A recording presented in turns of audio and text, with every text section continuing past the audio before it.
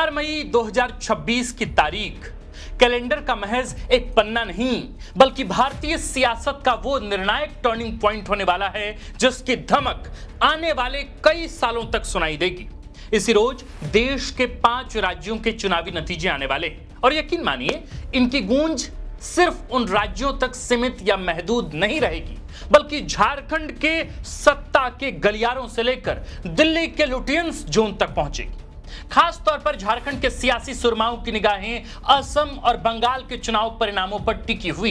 इन दोनों राज्यों से जो नतीजे आएंगे उनका प्रतिकूल असर झारखंड में आने वाले दिनों की सियासत पर पड़ना तय। यह पहला मौका था जब मुख्यमंत्री हेमंत सोरेन ने झारखंड की सरहदें लांघकर दूसरे राज्यों के चुनावी अखाड़े में अपनी पूरी ताकत झोंक दी। असम की 16 सीटें हों या बंगाल के जंगल महल की जनजातीय बेल्ट, हेमंत और कल्पना की जोड़ी ने जिस शिद्दत के साथ पसीना बहाया है उसका फाइनल हिसाब इन राज्यों के चुनावी नतीजों के साथ होने वाला है। सवाल यह कि क्या इन नतीजों के बाद सीएम हेमंत सोरेन की सियासी हैसियत में इजाफा होगा या फिर झारखंड से बाहर अपने राजनीतिक विस्तार की उनकी महत्वाकांक्षी कवायद महज एक प्रयोग बनकर रह जाएगी। आखिर असम और बंगाल के चुनाव क्यों हेमंत सोरेन के लिए इतने अहम हो गए हैं कि उन्होंने अपनी पूरी वॉर रूम टीम को वहां तैनात कर दिया था।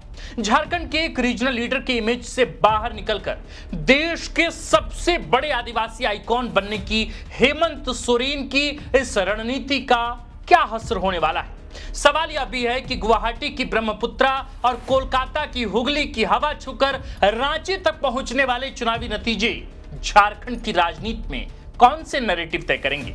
नमस्कार, जोहार, हमारा नाम आकाश आनंद है और आप देखना शुरू कर चुके हैं द फोर्थ पिलर .लाइव।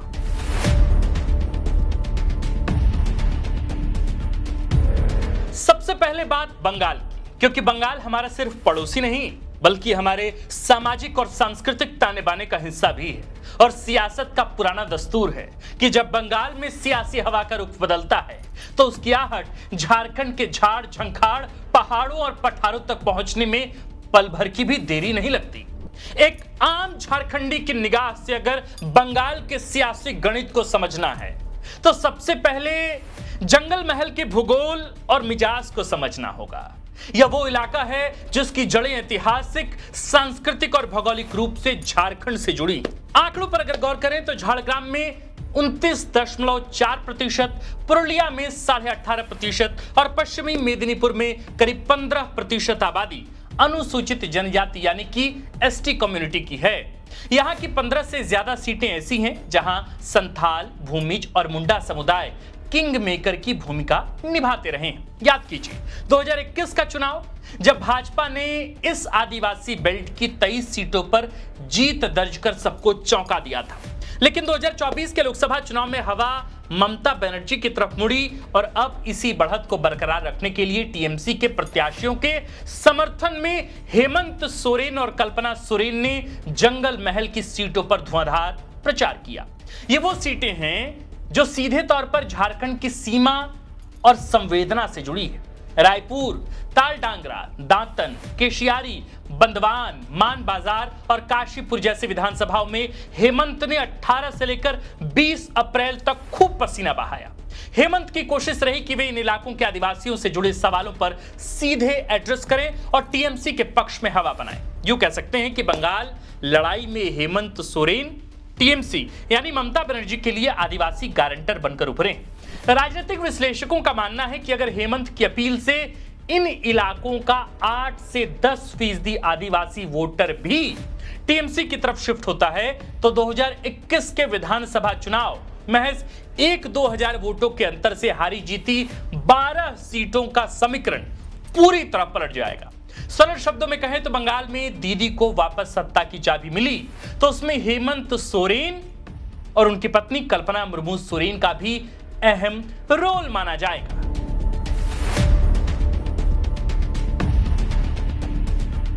पहले असम और उसके बाद बंगाल में हेमंत सोरेन का अभियान महज एक चुनावी प्रचार नहीं बल्कि खुद को मुल्क के सबसे बड़े ट्राइबल लीडर के तौर पर स्थापित करने का एक सुनिश्चित मास्टर प्लान का हिस्सा है। दिसंबर 2025 में रांची के सीएम हाउस में गुजरात, महाराष्ट्र और मणिपुर जैसे राज्यों से जुटे आदिवासी प्रतिनिधियों ने बैठक की थी, जिसमें यह तय हुआ था कि हेमंत सोरेन के नेतृत्व में पूरे देश में आदिवासियों से जुड़े मुद्दों पर मुखर लड़ाई लड़ी जाएगी। इसी रोड मैप के तहत हेमंत ने पहले असम का रुख किया।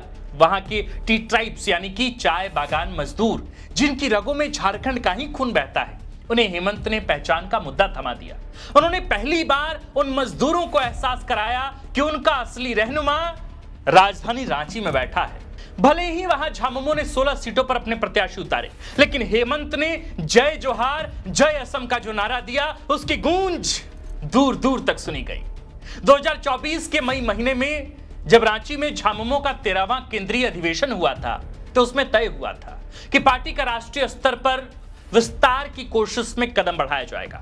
हेमंत बखूबी जानते हैं कि सियासत में जमीन रातों रात तैयार नहीं होती। आज बंगाल में भले ही झामुमो का कोई अपना प्रत्याशी न रहा, लेकिन ममता बनर्जी के लिए किया गया यह धुआंधार प्रचार कल के बंगाल में झामुमो के लिए एंट्री गेट खोलने की कवायद है।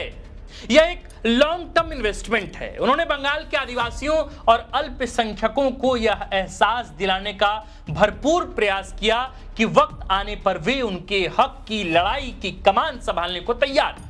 हेमंत ने इन दोनों राज्यों में यह भी बताने की पुरजोर कोशिश की कि वे अब केवल डिफेंसिव नहीं बल्कि एग्रेसिव पॉलिटिक्स के मूड में हैं। हेमंत का यह पॉलिटिकल रूट प्लान झामुमो को एक राष्ट्रीय पार्टी के दर्जे तक ले जाने की महत्वाकांक्षा का पहला पड़ाव है।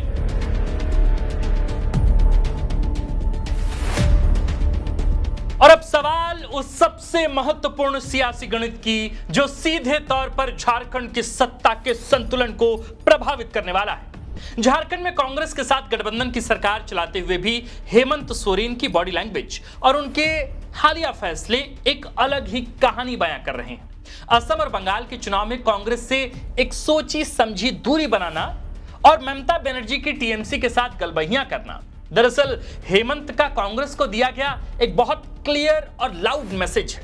वे कांग्रेस को यह एहसास करा रहे हैं कि वे चुनावी बिसात पर उनके मोहताज यानी डिपेंडेंट नहीं है।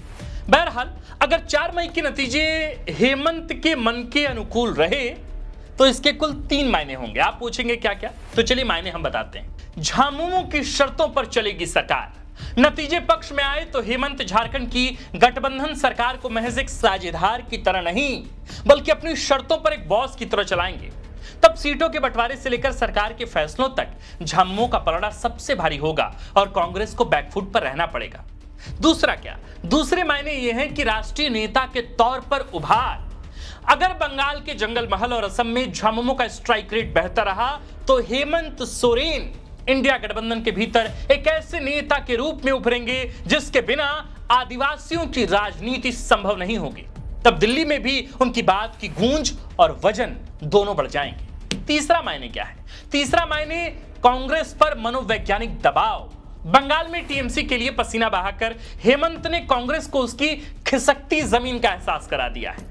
वे यह साबित कर देंगे कि आदिवासियों और पिछड़ों का असली नेतृत्व आज किसके पास है।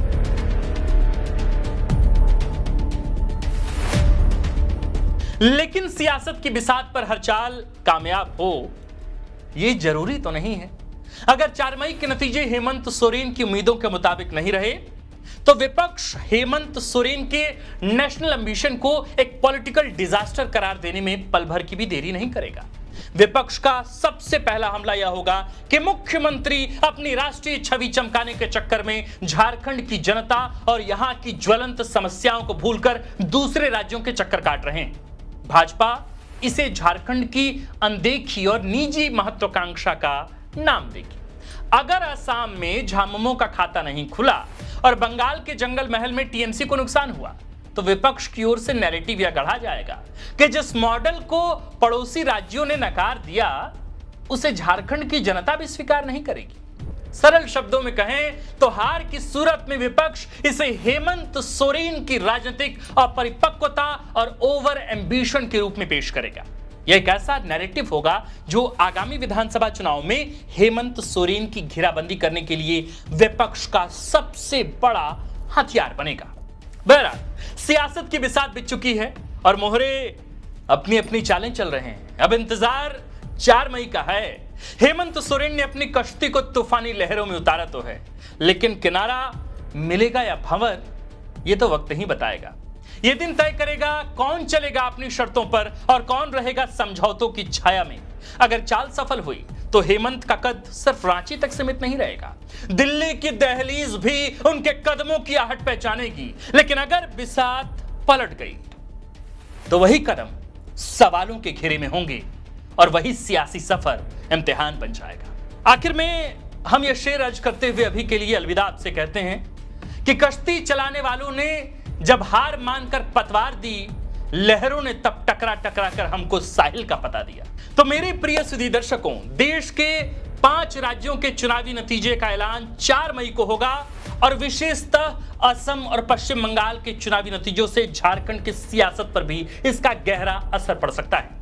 हमने कोशिश की आपको यह समझाने की कि अगर असम और पश्चिम बंगाल में हेमंत सोरेन की मेहनत सफल रही तो मुख्यमंत्री हेमंत सोरेन की इमेज को कितना फायदा मिल सकता है, उनके नेशनल लीडरशिप के लिए जो महत्वाकांक्षा उनकी पार्टी की है, उनके कार्यकर्ताओं की है, या पार्टी के एक्सपेंशन को लेकर जो प्लान है पार्टी का, उसको कितना बड़ा फायदा मिलेगा। और अगर ये दांव उल्टा पड़ गया तो झामुमो को कितना नुकसान हो सकता है, या मुख्यमंत्री हेमंत सोरेन की छवि को कितना धक्का लगेगा। आप जो कुछ भी सोचते हो आप हमें कमेंट कर नीचे बताएं। बाकी आप देखते रहे द फोर्थ पिलर। हमारा नाम आकाश आनंद है, कैमरे के पीछे विकी है और इस खबर कंटेंट रिसर्च स्क्रिप्ट को लिखा है झारखंड के वरिष्ठ पत्रकार व रांची प्रेस क्लब के प्रेसिडेंट शंभुनाथ चौधरी सर ने। शुक्रिया।